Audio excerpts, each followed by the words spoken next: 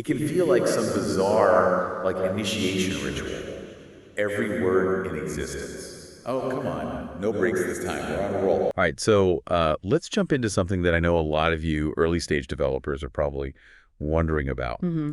Why are so many coding interviews just completely obsessed with these weird string manipulation puzzles? Yeah, You know, like reversing words and finding palindromes. right. It can feel like some bizarre, like initiation ritual, right? Well, what's interesting is that these seemingly random questions that you get Yeah. actually connect to a very core concept that's used in building search engines. Okay. And we call that information retrieval. Okay, so we're talking like the tech behind Google and Bing and all that. Exactly. Yeah. And to understand why string manipulation matters so much, we really need to understand how search engines actually work. Okay. You shared some excerpts with me from earbookonlinereading.pdf, which is Yeah. a fantastic resource, by the way. Yeah. And we're going to use that to kind of break this down. Awesome. So where do we even begin with something as massive as a search engine? Well, let's start with the heart of it all. Okay. The inverted index. Imagine, instead of searching through every single word of every single document, you Right. had this master list of every single word. Okay. And next to each word was a list of all the documents that contain that word. So it's like a super organized index at the back of a textbook, but like for every word in existence. That's a great way to put it. This inverted index is actually what makes searching so efficient. Instead of combing through every document, the Right. search engine can just jump to the relevant list of documents for that word that you searched for. That makes a lot of Yeah. sense. But how does the search engine actually keep track of all these That's documents? right. That's where these things called docIDs come in. DocIDs. Think of them as unique IDs for each document, like a fingerprint. Okay. Your bookonlinereading.pdf actually talks about how crucial these docIDs are, not just for organizing the index, but also saving storage space and speeding up searches. So instead of storing the entire document content for each word, the index just points to the document using the document. Exactly. And here's where that string manipulation comes in. Okay. Building and managing this inverted index with all its words and docIDs requires a lot of clever string manipulation under the hood. Things like sorting, comparing, and searching within those lists of docIDs.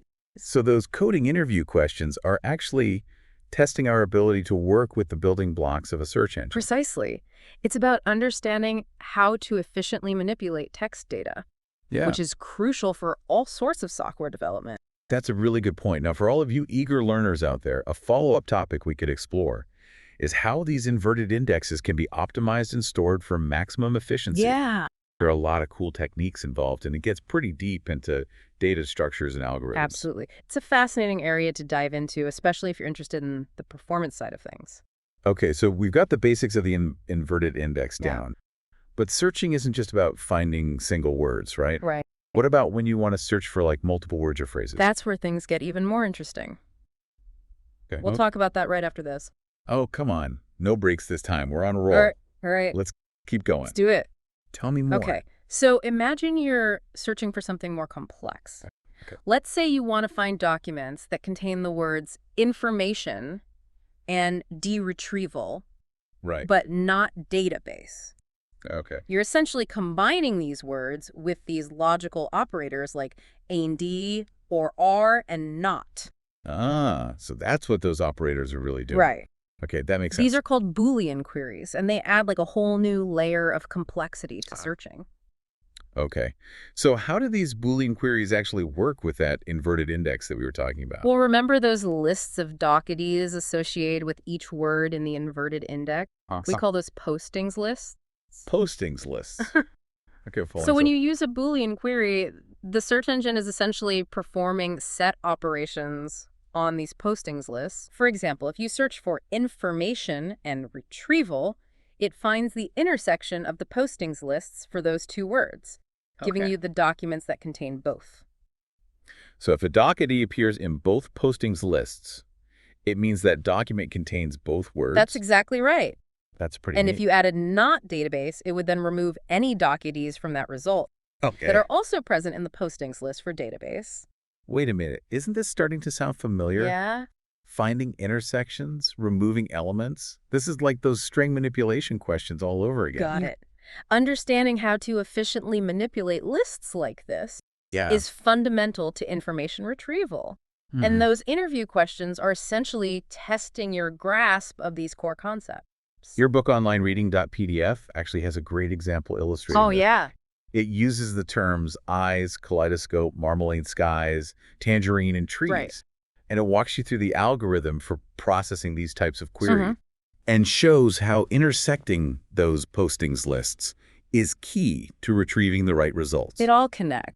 It all connects. So for anyone out there prepping for coding interviews, remember those list manipulation questions. They're not just random puzzles. No. They're actually training you to think like a search engine. Precisely. And to add another layer to this, think about the order in which you process these postings lists. Okay. If you have a complex query with multiple ANDs and ORs, Yeah, the order can significantly impact the efficiency of the search. that makes sense. You wouldn't want to be comparing these massive lists unnecessarily. Right. Optimizing the order seems like it would make a huge difference. Absolutely. And that's a perfect segue into our next segment, Okay. where we tackle the messy reality of real-world text. Uh-oh. Sounds like trouble. What do you mean by messy? Well, think about it. How do you even define a word? Okay. White space. One word or two. What about hyphenated words like lowercase? Wow, I never even thought about it that way. It seems like there's a lot of ambiguity in how we even define words. Exactly. And this is where this concept of tokenization comes in. Tokenization. It's the process of breaking down text into individual units or tokens that the search engine can understand. So it's like deciding where to cut a sentence into individual words. That's the basic idea, but it can get much more complicated depending on the language and context. Right. There might be different rules for handling punctuation, special characters, and even emojis. So those seemingly simple string manipulation questions about splitting strings and finding substring are actually giving us a taste of the challenges of tokenization. Exactly. This is blowing my And mind. it doesn't stop there. Once you've tokenized your text, you also need to normalize it. This means standardizing those tokens to ensure consistent matching. Can you give me an example of that? Sure. Imagine someone searches for USA. You'd want to make sure that your search engine also considers documents containing USA or even USA. Okay. Normalization helps with that. So it's like ensuring that all variations of a word are treated the same way. Precisely. Okay. And that might involve converting everything to lowercase, handling hyphens, or even dealing with different character encodings. Wow, this is getting really complex. And it gets even more interesting when you start thinking about stemming and phrase queries. Hold on. Tell me more about this stemming thing. Right. Stemming. You mentioned this before. So what's that all about? Stemming is a technique that we use to improve search results by reducing words to their root form. Okay. For example, running, runs, and ran would all be stemmed to just run. So even if someone searches for running, the search engine can still find documents that contain Exactly. run. It broadens the search and helps to capture those relevant documents that might have been missed otherwise. Your book online reading.pdf actually mentions something called the Porter stemmer, which is a very popular algorithm for doing this. So it's another layer of string manipulation, this time focusing on word roots. Right. It's amazing how much of this ties back to these seemingly basic string operations. It really is. And it highlights how those string manipulation questions in coding interviews are actually testing your understanding of these fundamental concepts. Yeah. Now, what about those times when you want to search for an exact phrase? Yeah. Like information retrieval. That's where phrase queries come in. Okay. And this is where simple inverted indexes start to show their limitations. Why is Well, that? a basic inverted index only tells you which documents contain a particular word. It doesn't tell you the order that those words appear in. So if I search for information retrieval, the inverted index might show me documents containing information and retrieval, but not necessarily in that Exactly. order. Could end up with documents about retrieving information, which isn't quite the same thing. To handle phrase queries effectively, you need something a bit more sophisticated. Like what? One solution is to use something called a positional index. Positional Instead index. of just listing the docIDs for each word, a positional index also stores the positions of those words within each document. So it's like adding coordinates to the inverted index. Precise. That way you know exactly where each word appears in a document. Exactly. This allows the search engine to actually verify that the words in your phrase query actually appear together in the correct order within a document. Wow, that's really clever. It seems like every time we peel back a layer of this, there's another layer of complexity and ingenuity And that's what underneath. makes information retrieval such a fascinating field. There's always Yeah, a new challenge to solve, a new way to optimize, a new algorithm to explore. I'm starting to see why those string manipulation interview questions are so popular. Yeah. They're like a gateway into this whole world of information Yeah. retrieval and the challenges of working with text data. Exactly. It's not just about manipulating strings. It's about understanding how to think about and process data in a way that makes search and information retrieval possible. So for all those early stage developers out there, those string manipulation puzzles that you're Mm-hmm. wrestling with, they're not just arbitrary Right. tests. They're giving you a foundation for understanding how data is structured and how we can search through it And effectively. beyond the technical skills, it's also Yeah. about that problem solving, thinking Wait, critically, and breaking down complex tasks into these manageable steps.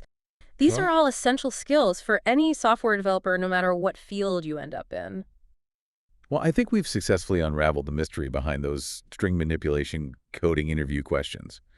We've journeyed from the core of search engines with inverted Mm-hmm. indexes to the intricacies of handling real-world text and the fascinating world of phrase It's queries. been a great deep dive, and I hope this has given you a new appreciation for the power of information retrieval and the really clever techniques that make it all work. And remember, this is just the tip of the Yeah, iceberg. Your book online reading.pdf is a fantastic it starting really point. is. But there's so much more to explore the world of information retrieval. Keep learning, keep experimenting. And who knows, you might just revolutionize the way we search for information. Absolutely. And until next time,